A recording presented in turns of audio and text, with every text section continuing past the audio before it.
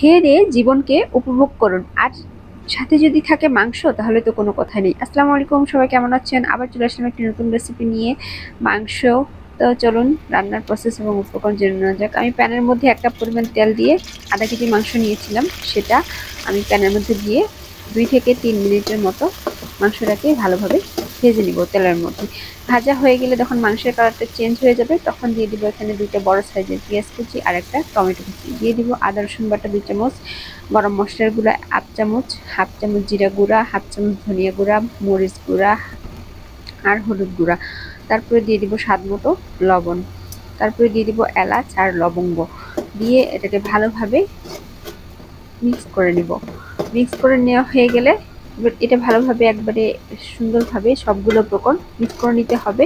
তারপরে মিক্স করা হয়ে গেলে তারপরে এখানে দিয়ে দিতে হবে 2 চামচ পরিমাণ গুঁড়া দুধ। আপনারা এখানে চাইলে তরল দুধও নিতে পারেন, তবে গুঁড়া দুধটাই বেশি মজা হয়। আমি এখানে গুঁড়া দুধ ইউজ করলাম। গুঁড়া দুধটা দিয়ে আবার এটাকে ভালোভাবে মিক্স করে নিব। 2 থেকে 3 মিনিট কষিয়ে নেওয়ার পর তারপর এখানে দিয়ে দিব 1 মগ পানি। 1 মগ পানি দিয়ে এটাকে আমি 10 মিনিটের জন্য ঢেকে দিব। 10 মিনিট পর যখন পানিটা প্রায় অনেকটা রিডিউস হয়ে যাবে, অর্ধেকটা, তখন আমি মাংসটাকে ভালোভাবে চুলা মিডিয়াম আঁচে রেখে কষাবো। দেখেন ঠিক এভাবে কষাতে হবে, একবারে সুন্দর করে নেড়েচেড়ে দিয়ে ভালোভাবে মাংসটাকে প্রায় 10 মিনিটের মতো কষাতে হবে।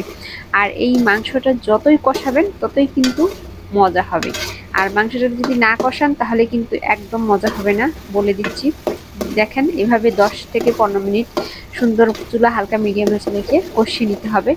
যখন কষানো হয়ে যাবে তখন এভাবে তেলটা বের হয়ে যাবে। দেখেন ঠিক এরকম কালার একটা চলে আসবে, সুন্দর একটা কালার। তখন দিতে হবে সিদ্ধ হওয়ার জন্য 2 মগ পরিমাণ পানি। দিয়ে এটাকে কমপক্ষে 10 থেকে 15 মিনিট দিয়ে ঢেকে রাখতে হবে, যাতে মাংসটা খুব সুন্দরভাবে সিদ্ধ হয়ে যায়। ঝোলটা যখন ঠিক এরকম হবে 3 ভাগের 2 ভাগ রিডিউস হয়ে যাবে, তখন আবার 5 মিনিটের জন্য এটাকে ঢেকে দিতে হবে। ঢেকে দিয়ে যখন তেলটা এভাবে উপরে ছেড়ে দিবে ঠিক তখন এটাকে নামিয়ে নিতে হবে।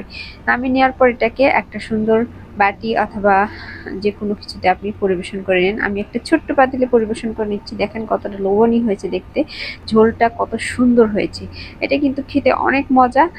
অনেক মাংস তো খেয়েছেন, এটা একটু অবশ্যই বাসায় ট্রাই করবেন, দেখবেন কেমন মজা হয়। না খেলে বুঝবেন না। এটা কিন্তু সাদা ভাত, পোলাও, রুটি, পরোটা, লুচি, পুরি যাই বলেন সব কিছুর সাথে একবারে খেতে খুবই মজা লাগে।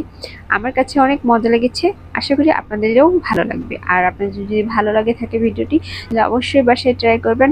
আর আমার ভিডিওতে লাইক, কমেন্ট এবং শেয়ার করতে ভুলবেন না। সবাই ভালো থাকবেন। আসসালামু আলাইকুম।